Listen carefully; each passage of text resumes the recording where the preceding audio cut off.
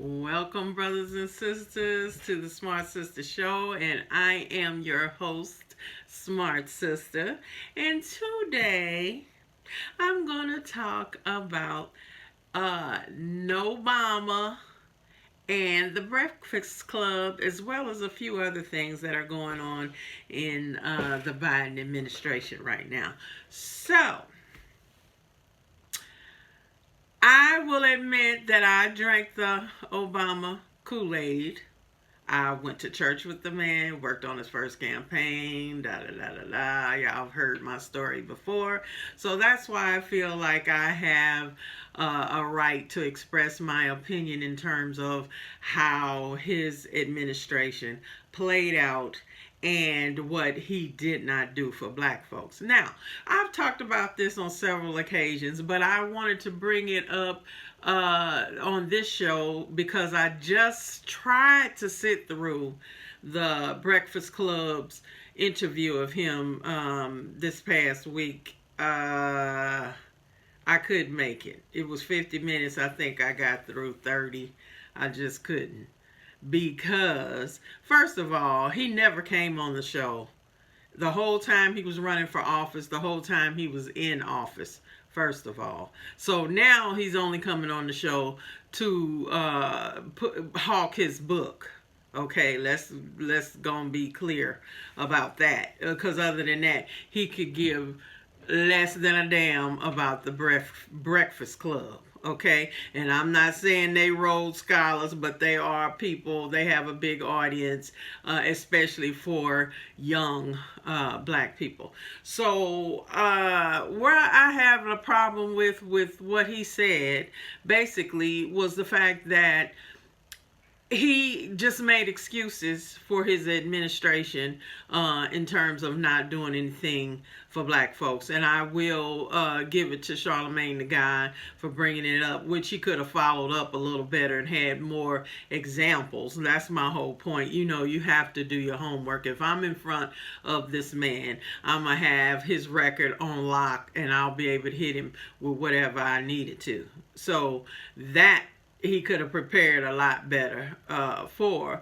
But, okay, the bottom line is, people, y'all got to stop drinking the Kool-Aid because history speaks for itself.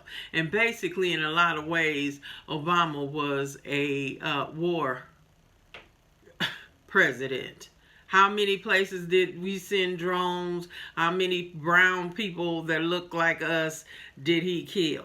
And if it was anybody else, we would have held him accountable. You're going to hold Bush accountable for his stuff, which he got off too.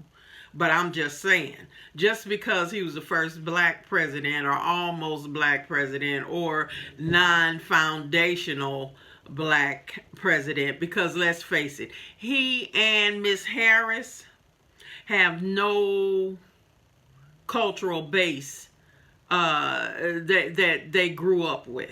I mean, let's face it. She grew up as an Asian, and he did too, for the most part.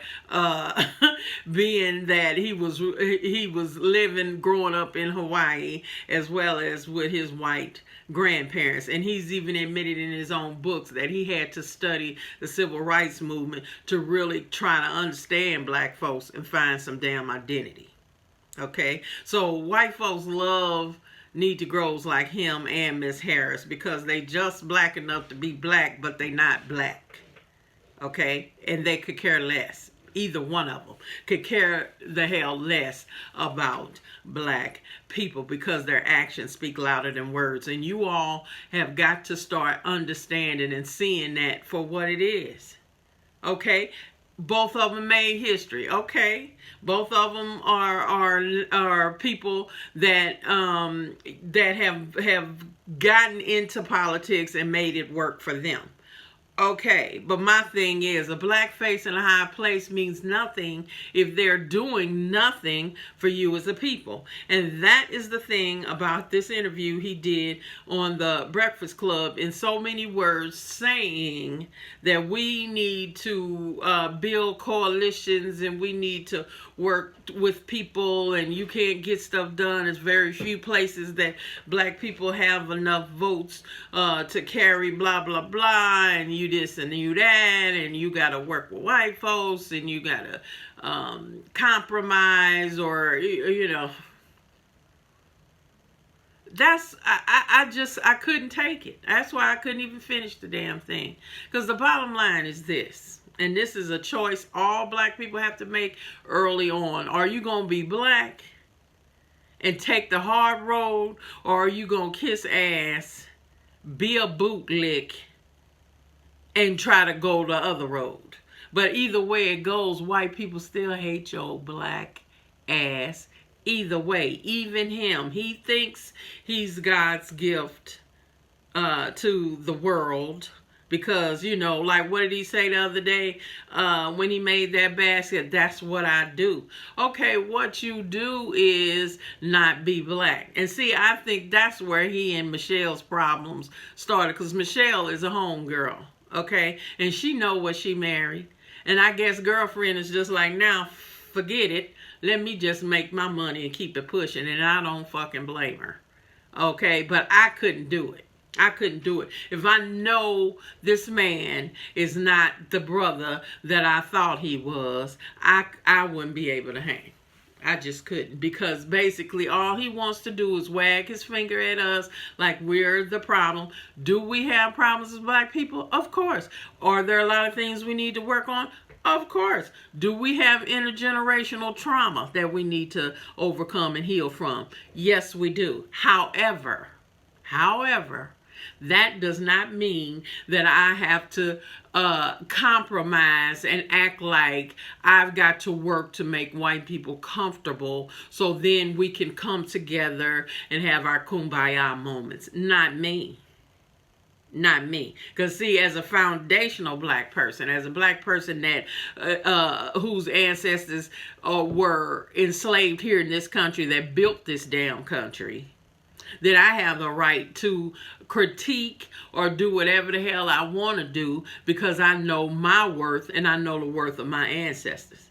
And see, he can't relate because he didn't have it. He was raised by white folks. He don't know shit about his dad. He probably got daddy issues. That's why he always trying to come up and talk about black men and what they ain't doing, or what. Your butt hurt because you didn't know your daddy. Okay? Let's just be honest. And like I said, if you got to study the civil rights movement in order to feel like you're a part of the black experience, give me a break.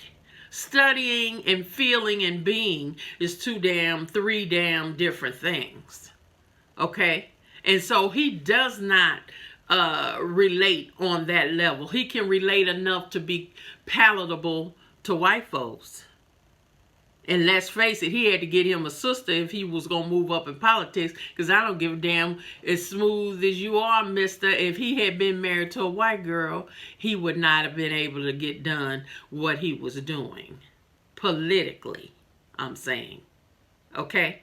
So let's just keep it 100, people. We got to keep it real and tell the truth and shame the devil.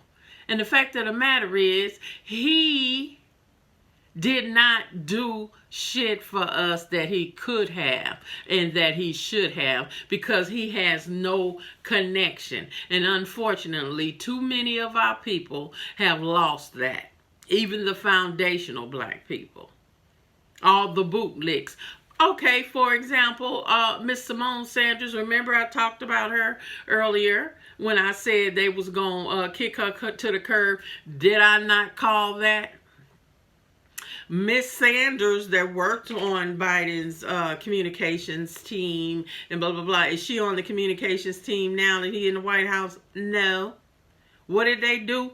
Kick over to the curb, and now she's going to be a spokesperson for Miss Harris. Since when does she need a spokesperson? And like I told y'all, she didn't really have the chops anyway. I'm a communications professional myself.